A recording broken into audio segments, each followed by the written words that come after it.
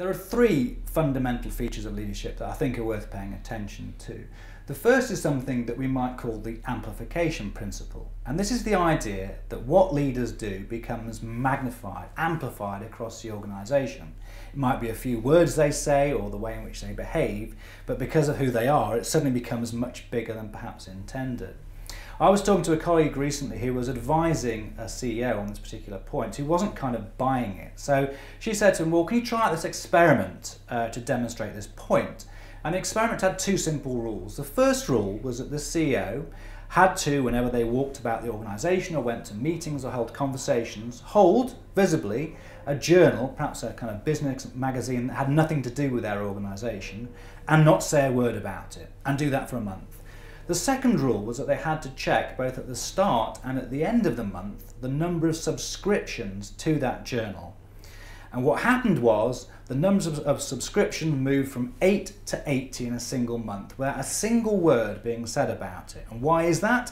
Because people assume that has meaning. They impute meaning that actually maybe the organisation is going to change according to what's written in this magazine, or if they want to get on the organisation, they should pay attention to what's written there. The second principle is that leaders work through others. Leaders accomplish things through others. So when I first started my career, I started at the bottom, and when minutes needed to be taken in meetings, I did that.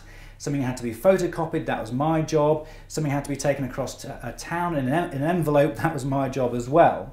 But like all of us, as you go up the system, you get team members to work with you, you get bigger teams, and eventually you lead across a large body of people. And the skill changes quite dramatically from the technical ability you had in that role that you once had to being someone who's skilled at bringing people with you. And that's a very different, often, skill set.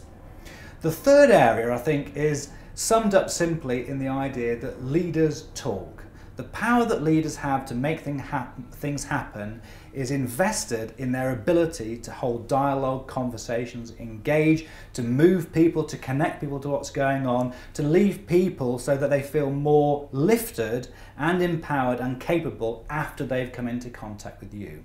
So it's those three notions that I'd commend to all leaders.